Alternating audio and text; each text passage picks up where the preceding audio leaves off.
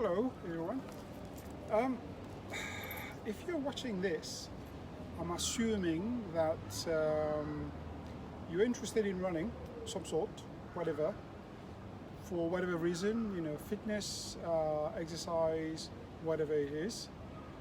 Uh, I'm going to be doing something later today. It's not a run, but it's a 13 miles walk. First time I've done it, but I've been doing this for such a long time that I thought I need to start putting things out there to get people to understand as to why I do these runs and marathons. I do 4 every year, and I've lost count, about 180 altogether. See you in a minute. Okay, as I was saying earlier, I started running in 1985, and I've always wanted to do a marathon. I've seen people do it, and I think to myself, whoa, that's a lot of running, a lot of miles to do. I always wanted to do it because I've always been in fitness in one way or another. I'm a master in martial arts, and I've been teaching for the last 45 years. So I train basically every day of the week, 2 hours aerobic and aerobic workout, sparring, jumping up and down.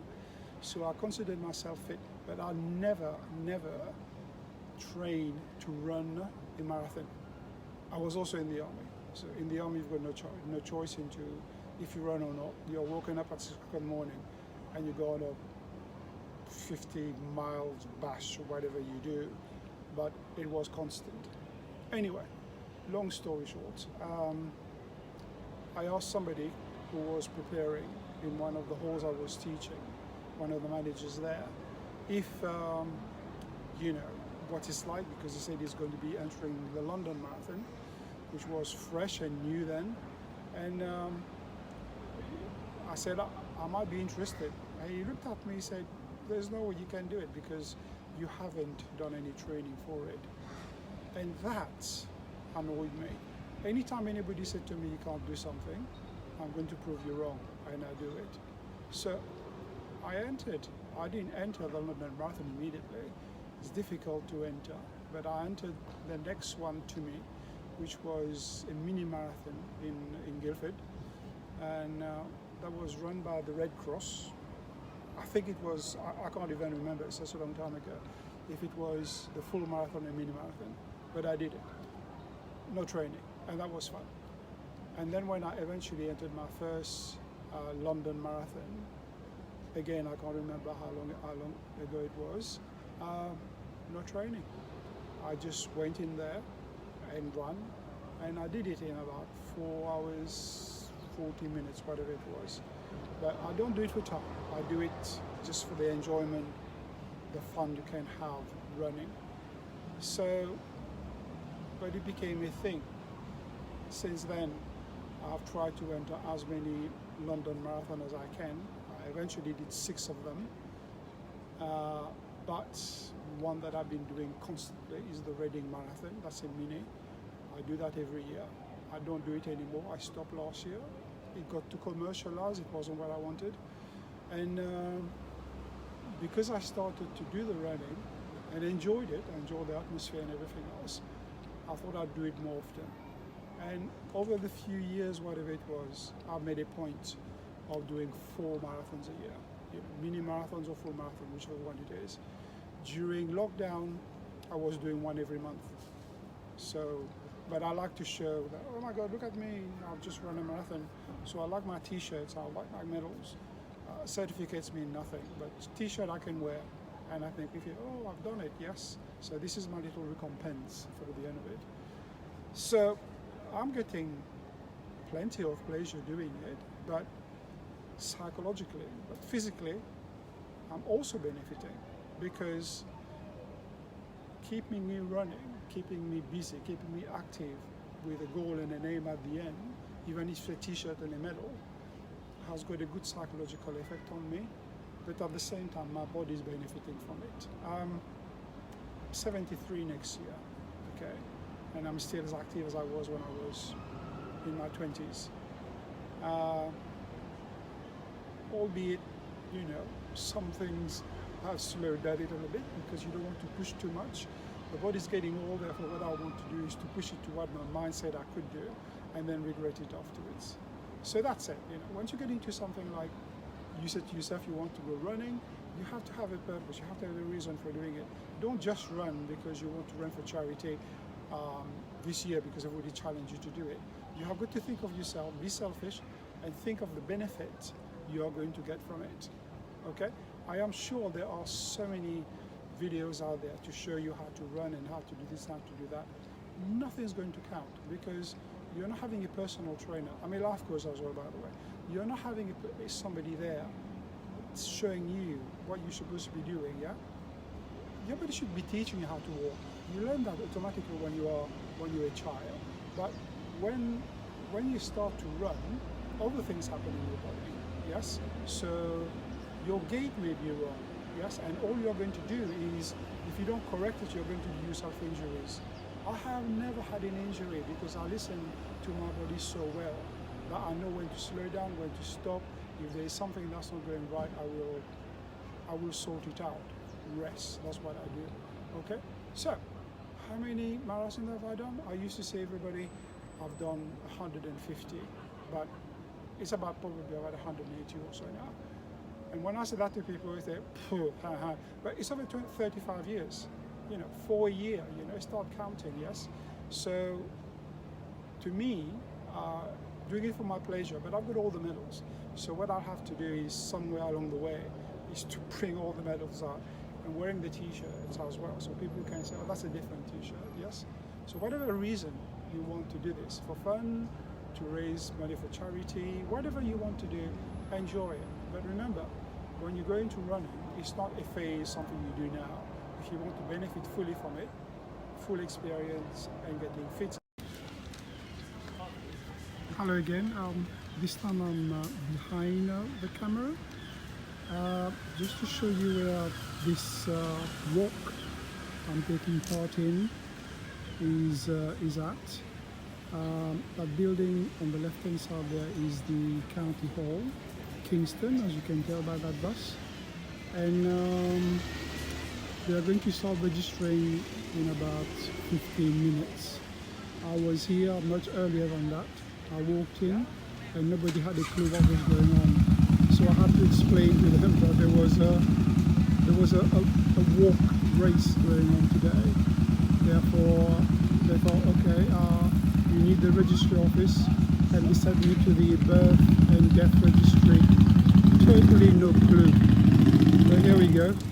Excuse the nose at the back down there. And just spanning around here.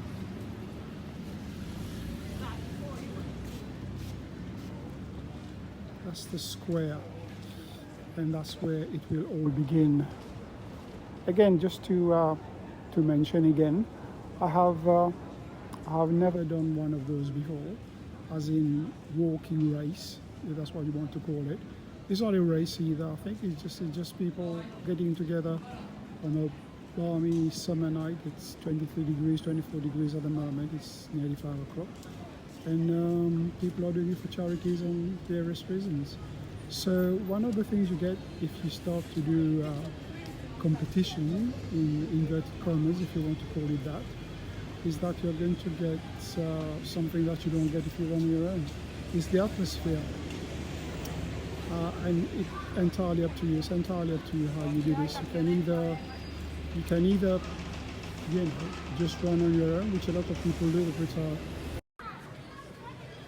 Hello, me again. Look, they have got the Kingston Hospital charity, what do you call it, kiosk or whatever they are going to do here in a minute.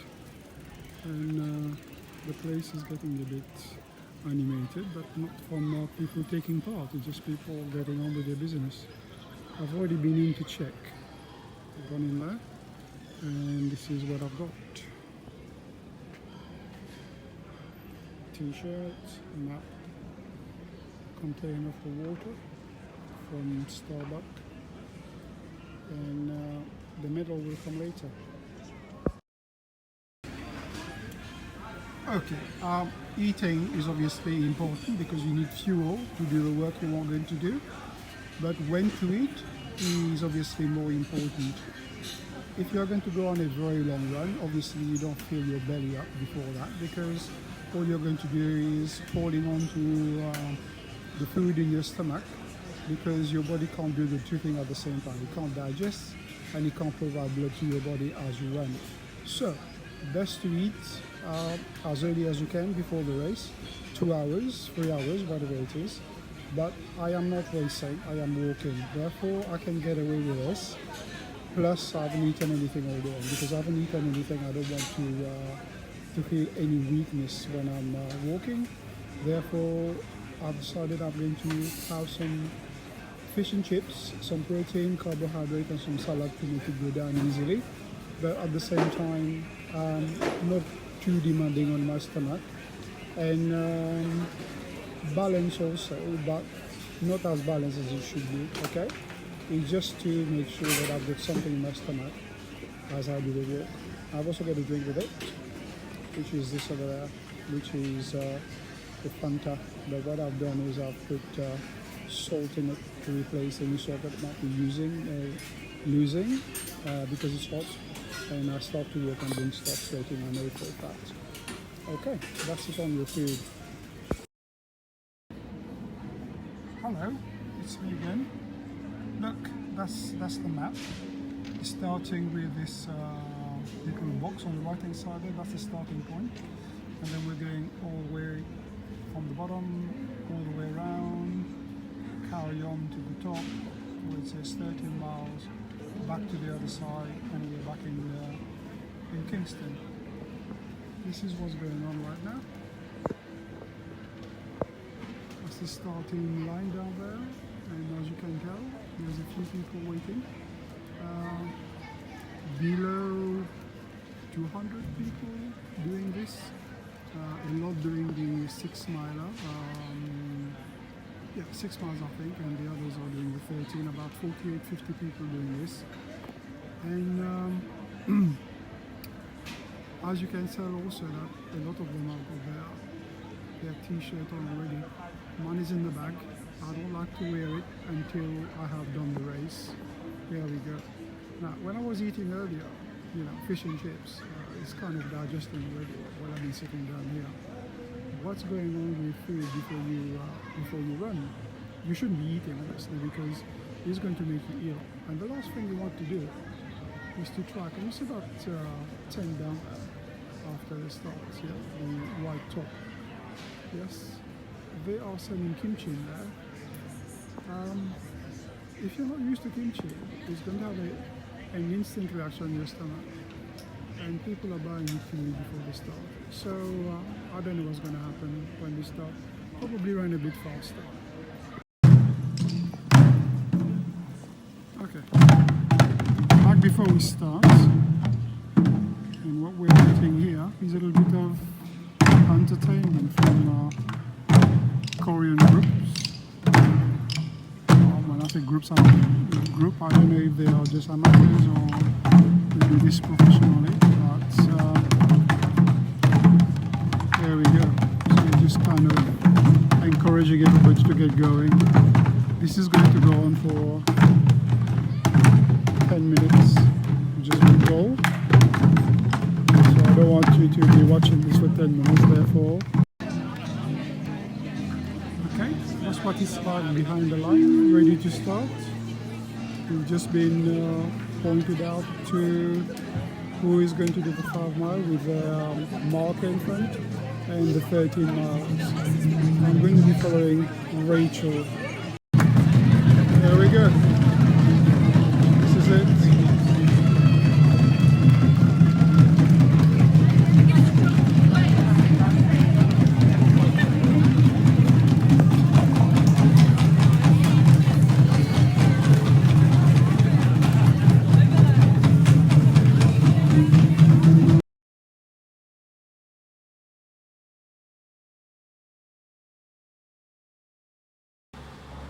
Hello, I'm in Teddington.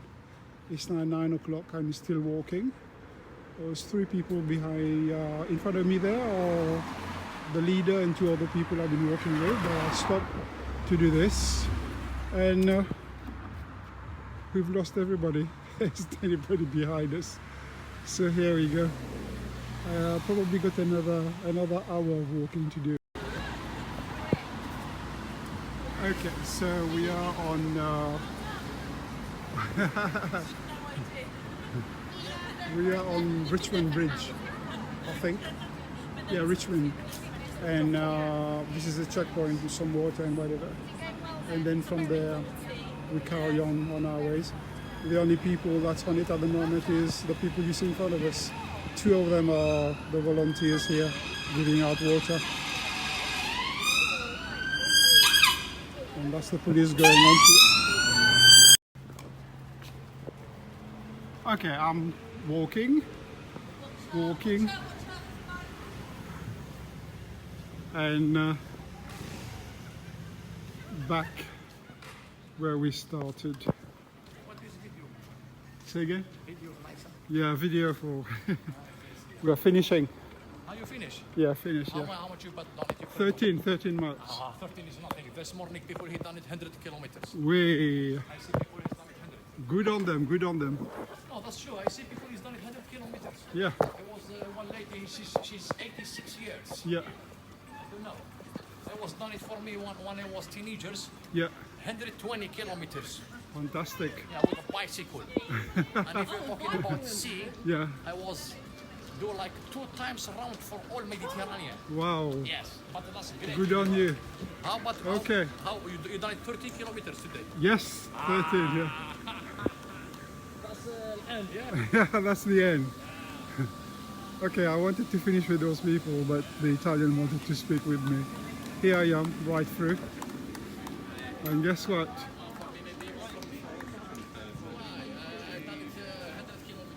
Oh yeah? Go on, you put it around my neck. There you go. Got the middle. Thank you, leader. Oh, thank you. Thank you. Fantastic, yeah. Okay, this is square at night when it's all done. I just came from down there, and this is the lady I was walking with. I wanted to finish with them. We were the first 3 in. I could have left them behind. I so wanted to be first. Sad to say, but she's in her 70s and the other guy is in his 70s. I was like, I thought, now I'm going to do it to them, you know. And then I got caught with this. I thought, let's walk in hands together.